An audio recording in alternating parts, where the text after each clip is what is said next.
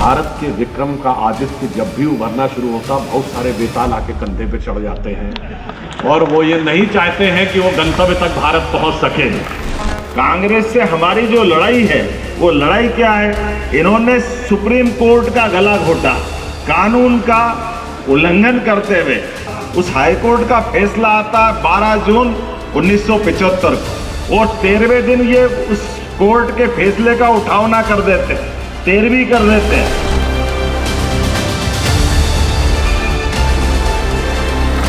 कांग्रेस ने supreme court का गला घोटने का प्रयास किया। आपातकाल पर रखी संगोष्ठी में बोले मुख्यमंत्री यादव। भाजपा ने देश भर में आपातकाल की विभीषिका को याद करते हुए रखी थी संगोष्ठी। भाजपा के राज्यसभा सांसद एवं राष्ट्रीय प्रवक्ता सुधांशु त्रिवेदी इंदौर में हुए बतौर मुख्य प्रवक्ता शामिल। मुख्यमंत्री ने भी बतौर विशेष वक्ता रखी अपनी बात। आपातकाल के 50 वर्ष पूरे होने पर रखा था आयोजन। त्रिवेदी ने कहा, जब जब भारत के विक्रम का आदित्य उभरने लगता है तब तब बेताल कंधे पर चढ़ जाता है। मुख्यमंत्री डॉक्टर मोहन यादव ने आपातकाल पर बोलते हुए कहा, हमारी कांग्रेस से लड़ाई क्या है? बस यही कि उन्होंने सुप्रीम कोर्ट का गला घोटा। इलाहाबाद हाईकोर्ट का फैसला 12 जून 1975 को आया और 13वें दिन इन्होंने उसकी 13वीं कर दी, आपातकाल लगा दिया। इनको हमेशा भारत को झुकते हुए देखना है। जो प्रधानमंत्री जी ने कहा था ना, काला टीका लगाना है किसी भी अच्छी चीज के ऊपर। बताइए, पृथ्वीराज चौहान ने 17 बार मोहम्मद गोरी को हराया। हमने वो हराने वाली लड़ाइयां कभी पढ़ी अपने सिलेबस में?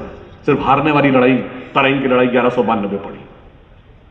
राणा सांगा ने इतनी बार हराया अरब आक्रमणकारियों को, ना हारने वाली लड़ाई 1527 खानवा पड़ी। मराठों ने इतनी लड़ाइयां जीती कर्नाटक से लेके और लाहौर तक, सिर्फ हमने हारने वाली 1761 पढ़ी।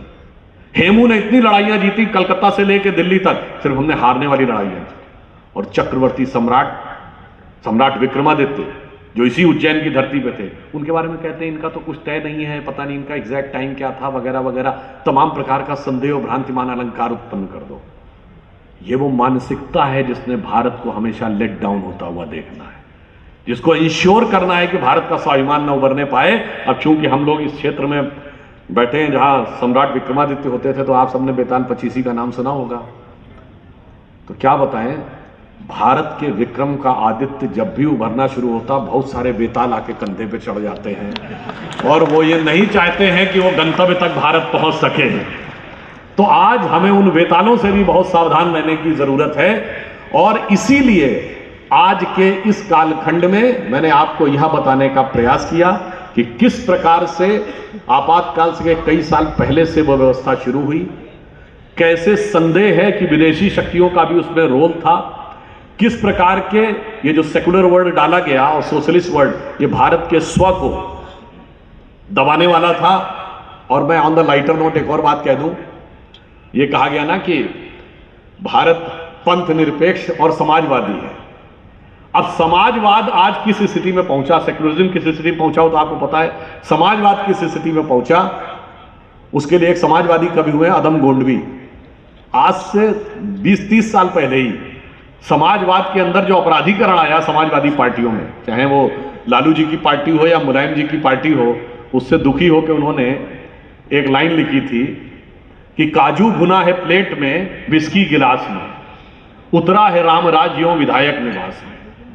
काजू भुना है प्लेट में, विस्की गिलास में, उतरा है राम राज्यों विधायक निवास में। और आगे उनकी लाइन है, मेरी नहीं, पक्के समाजवादी हैं तस्कर हो या डकैत, पक्के समाजवादी हैं तस्कर हो या डकैत, कितना असर है खादी के उजले लिबास में। कांग्रेस से हमारी जो लड़ाई है वो लड़ाई क्या है? इन्होंने सुप्रीम कोर्ट का गला घोटा, कानून का उल्लंघन करते हुए, जैसे 72 जो उनका मूल चुनाव था इलाहाबाद हाईकोर्ट का, उस हाईकोर्ट का फैसला आता है 12 जून 1975 को और 13वें दिन ये उस कोर्ट के फैसले का उठाव ना कर देते, 13वीं कर देते हैं और आपातकाल लगा देते हैं 13 दिन के अंदर। और तब की मानसिकता है कि उसके बाद तक भी इंदिरा गांधी जी के माध्यम से जो न्यायालय के मामले में माखौल उड़ाया गया, कानून की धज्जी उड़ाई, 356 धारा लगा कर 90 चुनी हुई सरकारों को एक तरह से अपदस्थ करने का अगर पाप किया है तो कांग्रेस ने किया। और बाद के क्रम में भी उनके ही वंशज जब 3 तलाक का फैसला इसी इंदौर की धरती पे होता है, तब 3 तलाक के फैसले के मामले में भी न्यायालय को नीचा दिखाने का काम कहीं किया है तो हमारे अपने इसी पार्टी की, इसी वंश परंपरा ने किया।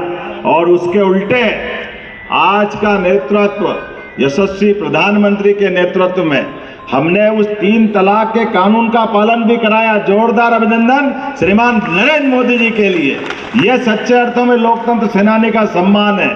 और उसके बाद में भी मैंने कहा कि राज्यसभा में भेजने वाले लोग भी कैसे होना चाहिए कि जिनके माध्यम से सुधांशु त्रिवेदी जी आए जो अपने बीच बात रखे, और इनने राज्यसभा में सांसद बना करके जिनको प्रधानमंत्री बना के भेजा, उनके भी मुंह पे ताला लगा के रखवा दिया। कैसा दुर्भाग्य है, 10 साल तक बोलने ही नहीं दिया हमारे देश के प्रधानमंत्री को, और कानून का उल्टा रूप लाए।